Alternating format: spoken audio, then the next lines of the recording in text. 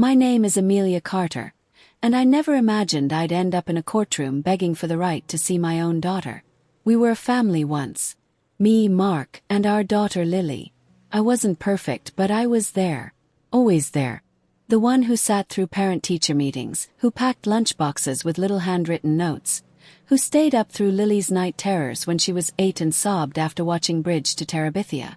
I was the one who knew that she hated the crust on her sandwiches but loved grilled cheese if it was shaped like a heart. Then everything changed. Mark and I had been together for 12 years, married for 9. Our marriage was not a fairy tale. We had our fights, our silences, and the slow unraveling of intimacy that often comes with the grind of life. But what I didn't expect was the betrayal. The slow, calculated dismantling of everything we had. Starting with me. It began after I was diagnosed with anxiety and put on a low-dose medication. I was functioning, working, parenting. But Mark, he started to use it against me. Quietly at first. "You sure you're okay picking Lily up today?" he'd ask, keys already in hand. Or, "Did you forget to call the dentist again? That's twice this month." I didn't realize it then, but he was building a case. By the time I discovered he was seeing someone else, a woman named Elise who worked in his office, it was too late. The narrative had already been formed. I was unwell. I was unstable. I was a threat to Lily's emotional development. And they came for her. I remember sitting in my lawyer's office, the day we got the court notice. "Emergency motion for sole custody," she read aloud, her eyes narrowing. "Claims of emotional instability, erratic behavior, and verbal outbursts. Multiple witnesses lined up. And," she paused, lowering the paper slightly, "they're asking the court to suspend your visitation rights until after evaluation." My hands trembled. "They can't just take her from me," I whispered. "I'm her mother." "They can try," she said. "And with enough coordinated testimony, they might succeed." The courtroom was cold. Not just the air but the looks, the silence. The way Mark walked in, clean-shaven, in a navy suit he never used to wear unless it was for a pitch. Elise followed behind him, her heels sharp against the marble floor. I sat alone on the left bench. My lawyer, Cheryl, leaned in and said, "Stay calm. Don't let them provoke you. That's exactly what they want." The hearing began. Mark went first. "She's not dangerous," he said in that fake sympathetic tone that made my stomach churn. "But she's unstable. The panic attacks, the accusations, the unpredictable moods. It's not a healthy environment for a young girl." "Did she ever hurt Lily?" the judge asked. "No," he said quickly. "But emotional instability is harm too." Then Elise took the stand. She claimed I sent threatening messages, showed up at their home uninvited, and shouted at her in a grocery store. I wanted to scream. None of it was true. But Cheryl squeezed my hand and mouthed, "Don't react." And then they brought in the bombshell. A family friend who had once dined at our home, claiming I seemed detached and disconnected from Lily during their visit. A woman I hadn't seen in over a year. It felt like I was on trial for a crime I didn't commit, with every word being twisted into a weapon. Then came the worst part. They called Lily to the stand. I hadn't even known she would testify. Cheryl stood and objected, arguing it was inappropriate, but the judge allowed it, saying she was old enough, 12, to speak for herself. She walked in slowly, her long brown hair tied back, eyes darting toward the bench where I sat. She didn't smile. They asked her if she felt safe with me. She hesitated, then said, "Sometimes Mommy cries a lot. And she yells at herself. She thinks I don't hear, but I do." Mark smiled. "And how do you feel at your father's house?" the lawyer asked. "I feel calmer. It's quieter there." It felt like I'd been stabbed in the heart. I couldn't breathe. The courtroom blurred around me. I wanted to run to her and say, "I'm sorry you saw me like that. I'm trying. I'm getting better." But I said nothing. The judge recessed for the day and called for a continuation. "We'll reconvene after further review and evaluation of the minor's statements and home situation," he said. Cheryl walked me to the hallway. "This isn't over," she said gently. "But she chose him," I said, barely able to form the words. "No," Cheryl said. "She chose the version of you they've spent months building in her mind." That night I sat in the dark, holding Lily's old stuffed bunny, the one she clung to after her first day of kindergarten. I replayed every moment of the hearing, every word, every betrayal, and something didn't sit right. Lily had said things that sounded rehearsed, words she didn't use. Emotional volatility, unpredictable atmosphere. That wasn't Lily. That was Elise. That was Mark. And that's when I decided to fight. Not with anger, not with desperation, but with proof. The next morning, I went to Lily's school and spoke with her counselor, Mrs. Randall. She'd known Lily since second grade and had always been kind to me. "She's been more withdrawn lately," Mrs. Randall said. "And she mentioned something a few weeks ago about being told not to talk to me about what goes on at her father's house." That was the crack. The first crack in their carefully built wall. I began reaching out. To Lily's old dance coach, to her piano teacher, to her friend's mother who used to host sleepovers. People who had seen me with Lily. Who had seen the real us. I gathered testimonials. I had Cheryl file for a court-appointed child psychologist. And then, 2 nights before the final hearing, I found something I didn't expect. It was Lily's old iPad, left behind in the rush of their last custody exchange. I turned it on, and what I found changed everything. A series of voice recordings. Some were just random audio clips, singing, humming. But one was different. It was labeled Tuesday night. Press play. Mark's voice came through clearly. "Don't tell them Mommy cried again. Just say it was loud at her place, okay? Use the words I taught you. You want to stay here, right?" My hands shook. My skin went cold. There it was. Clear as day. Coaching. Manipulation. Proof. I emailed the clip to Cheryl immediately. She replied within seconds. "Bring the iPad to court. First thing. Don't speak of it to anyone else. This changes everything." Court resumed on a Thursday morning. Gray skies loomed above the courthouse, but the storm outside was nothing compared to the one that was about to break inside. I sat at the plaintiff's table beside Cheryl, clutching Lily's iPad like a lifeline. My heart thudded against my ribs with every tick of the courtroom clock. Mark strolled in confident. Elise wore her usual pristine expression, like she was already thinking about where they'd go for brunch after my defeat. They had no idea what was coming. "All rise." The judge entered, his face unreadable. After the formalities, he addressed the court. "We've reconvened for final arguments regarding the custody petition between Mr. Mark Carter and Ms. Amelia Carter. Before we proceed, does the defense have any new evidence to submit?" Cheryl stood. "Yes, Your Honor. We have a digital recording recovered from the child's personal device that may alter the court's understanding of her prior testimony. We respectfully request it be admitted into the record."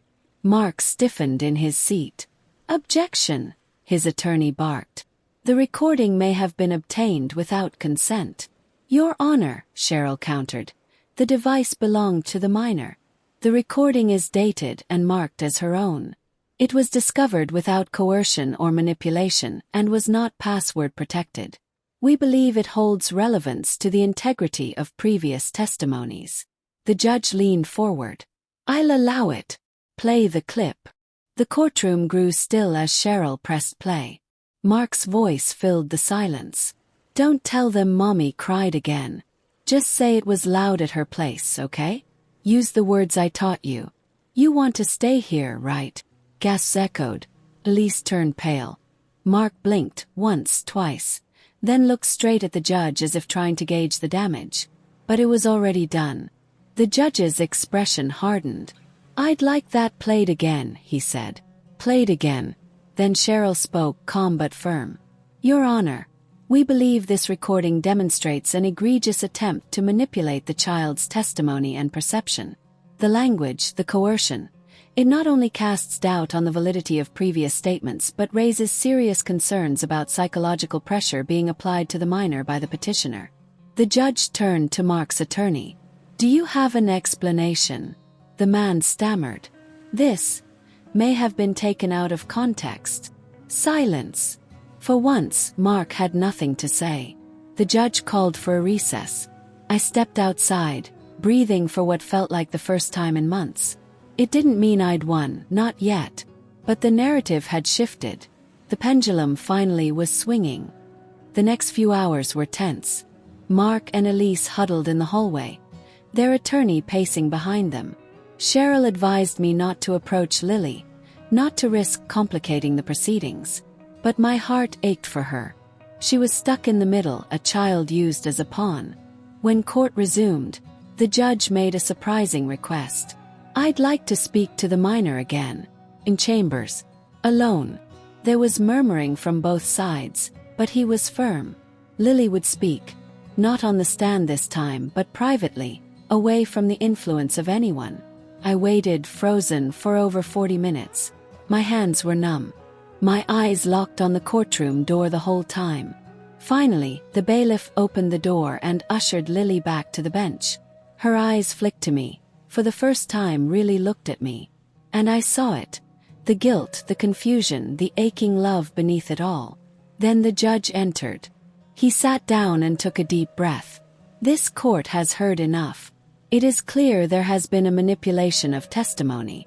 It is also clear that the mother, Ms. Carter, has made significant efforts to demonstrate emotional stability, support, and a safe environment for her daughter." He turned toward Mark. "Mr. Carter, I am deeply disturbed by your actions. Coaching a child is not only unethical, it is damaging. This court is now in possession of evidence proving you compromised your daughter's testimony." Mark sat motionless. Elisa's lips were a thin, white line. The judge continued. "Effective immediately, custody is returned to Ms. Carter. Supervised visitation rights will be granted to Mr. Carter pending psychological evaluation and further review." I felt Cheryl's hand grip mine. I couldn't breathe. "I also recommend that the child begin therapy immediately, at the expense of the petitioner. This is not just about custody. It's about healing a child torn between two narratives." Tears blurred my vision. I wanted to stand, to run to Lily, to tell her it was okay. But then the judge added one final request. "I'd like to hear from the minor." Just one question. The entire courtroom fell silent. The judge looked directly at Lily. "Sweetheart, you've had to go through a lot. But I want you to answer something and take your time. No one can get in trouble for the truth. Do you know why your dad didn't want you to talk to anyone at school about what happens at home?" Lily hesitated. Everyone held their breath. Then softly she said, "Because he said no one would believe me if I did. He said Mommy would lose everything. And that if I told, I'd have to live with people I don't know." The courtroom broke. Elise dropped her head into her hands. Mark stood up as if to object, but his own lawyer pulled him back down. The judge nodded solemnly. "That's all." He dismissed the session. Lily walked toward me slowly. I knelt, unsure if she'd come closer. Then she dropped her backpack and wrapped her arms around my neck. "I didn't want to lie, Mommy," she whispered. "But he said he'd take you away." I kissed the side of her head and said, "No one's taking me away, baby. Not ever again." 2 weeks later, the house was quiet. For the first time in months, I could hear the hum of the refrigerator, the creak of floorboards, and the soft sound of Lily brushing her hair upstairs. No shouting. No whispered threats from a phone call I wasn't supposed to overhear. No lawyers sending emergency messages at midnight. Just peace. And yet, beneath the peace, there was wreckage. Emotional debris from a war no child should ever be dragged into. Lily had started therapy with a counselor named Dr. Everson. I sat in on the first few sessions, and from the way Lily sat with her knees pulled up and arms wrapped around herself, I knew we still had a long way to go. "He made me pick sides," she said in the second session. "He said if I didn't help him, you'd disappear forever." Dr. Everson looked at me gently. Miss Carter, I'd like to request private sessions going forward. I think Lily needs a space where she doesn't have to protect anyone. Especially you. Understood. At night, after Lily went to bed, I sat in the kitchen, replaying the judge's words. Coaching a child is not only unethical, it is damaging. I kept wondering how far Mark had been willing to go. Why? What was he trying to protect? Was it just custody? Or was there something bigger? That question was answered one rainy Friday morning when Cheryl called. "You're not going to believe this," she said. She'd followed up on something strange from the hearing. A single transaction Elise had mentioned when testifying. Something about paying for Lily's school clothes out of her own pocket and being reimbursed later. Only problem, Lily had never worn those clothes. And the receipt showed the purchase was made months before Elise had even moved in with Mark. "It didn't sit right with me," Cheryl said. "So I requested Mark's bank records. Through the discovery process, of course." "What did you find?" I asked, though I already felt the cold return to my spine. "A pattern," she said. "And a hidden account." Turns out Mark had been moving money. Quietly. Systematically. Over $40,000 had been funneled into a private account under his name, and another $15,000 into an account under Elise's. "And here's the kicker," Cheryl said. "The dates align almost perfectly with the timeline when your mental health was being questioned in court.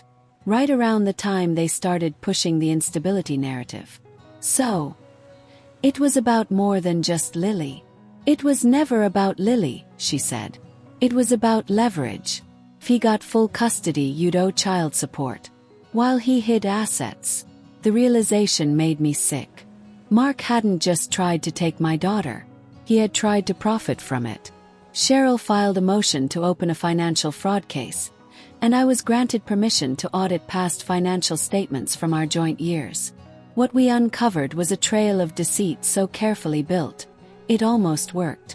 They hadn't just weaponized my anxiety. They monetized it. 3 weeks later we were back in court. This time not for Lily, but for financial fraud, manipulation of court proceedings, and obstruction. Mark sat across from me again, but the confidence was gone. He was pale, his collar tight around his neck. Elise didn't even show up. The court reviewed the new documents, recordings, transaction histories, and timelines. Cheryl presented it all with surgical precision. When the judge spoke, there was no sympathy left. "This court is now in possession of evidence indicating calculated financial deception and the manipulation of testimony for gain. Mr. Carter, you not only coached your daughter to fabricate instability, you attempted to bankrupt your ex-wife while exploiting your own child for leverage." Mark said nothing.